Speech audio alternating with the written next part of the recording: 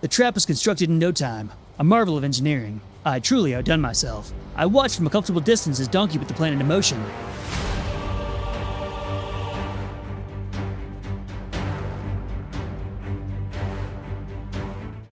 Hello, dear viewer. Grifter the Noob here. Welcome to another episode in the epic saga of GrifThor The Viking.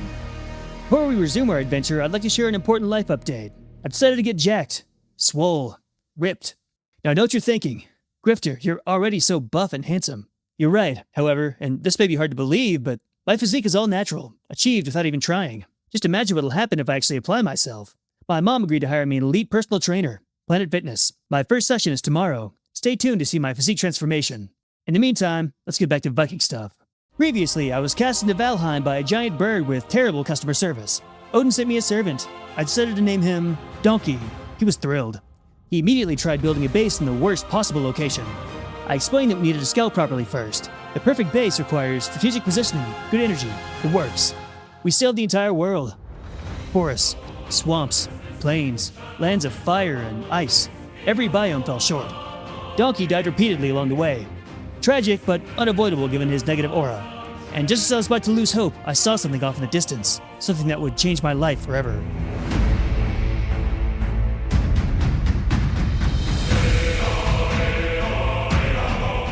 As we scouted along the edge of the mountain, I saw something that took my breath away. A majestic pack of wolves. The most beautiful creatures I'd ever laid eyes on, taking down prey with perfect coordination. I watched with bated breath, mesmerized. They flanked, pursued, executed. Their movement as graceful as a ballerina on ice. These creatures were truly the pinnacle of Odin's creation. I stood there in a state of awe for several moments, unable to look away. These wolves were everything I'd been searching for without even realizing it. Then the practical implications hit me. That wolf had just accomplished in 5 seconds what would take Donki all day. Possibly multiple days given his limited mental faculties. If I had one of those magnificent creatures as a companion, it would change my life.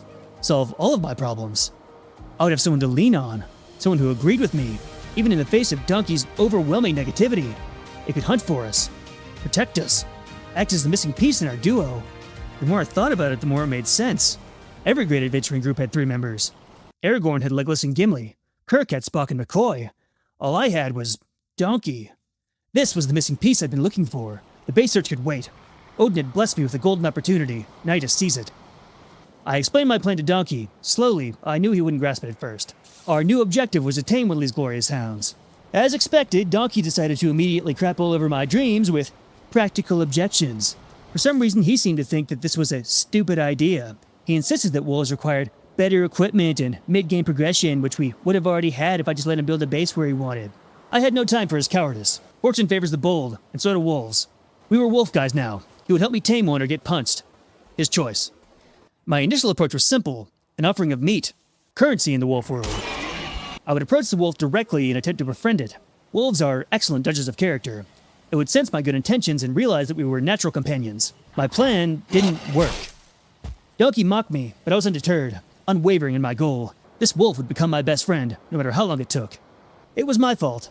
I'd been arrogant, too hasty. I had to earn its trust first.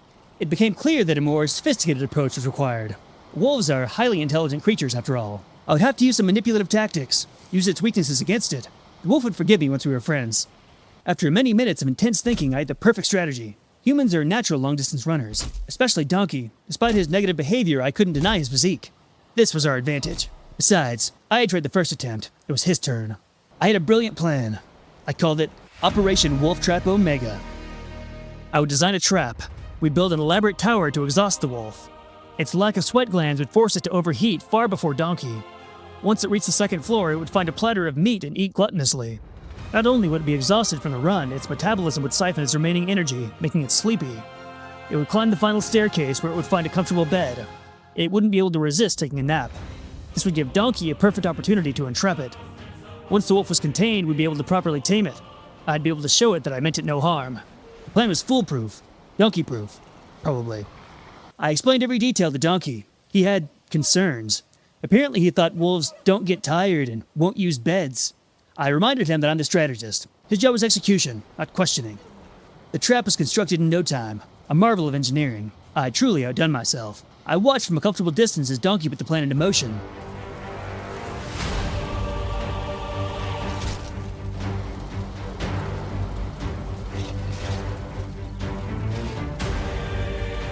It failed, repeatedly. Clearly, Donki's negative energy had disrupted the wolf's natural behavioral patterns. His doubts became a self-fulfilling prophecy. Besides, the wolf is clearly too intelligent for this approach. It saw through the trap immediately. I needed something simpler, something it wouldn't suspect. Sometimes genius isn't complexity, it's elegant simplicity. I decided a basic 4-wall pen with a gate would work best. I built it myself. I couldn't risk Donki sabotaging this one too.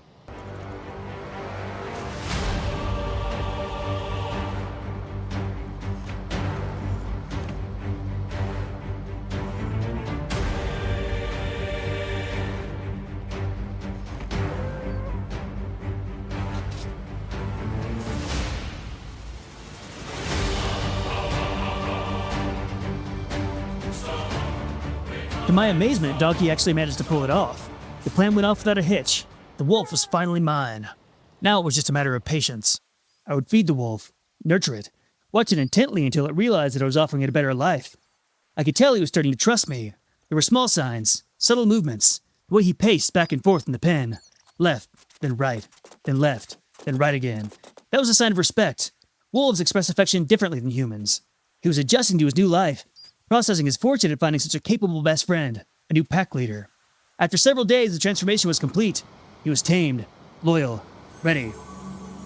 With my new wolf friend in tow, we were ready to continue our quest. We would find the perfect base location, come hell or high water. Next time on GrifThor The Viking, my new wolf companion proves to be fiercely loyal and intelligent, unlike some companions who shall remain nameless. He earns a proper Viking name, one worthy of a legend.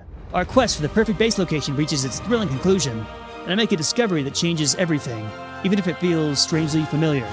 Tune in next time to witness the continued saga of GrifThor The Viking, or subscribe to my Patreon to watch it right now. Either way, subscribe to the channel. See you next time.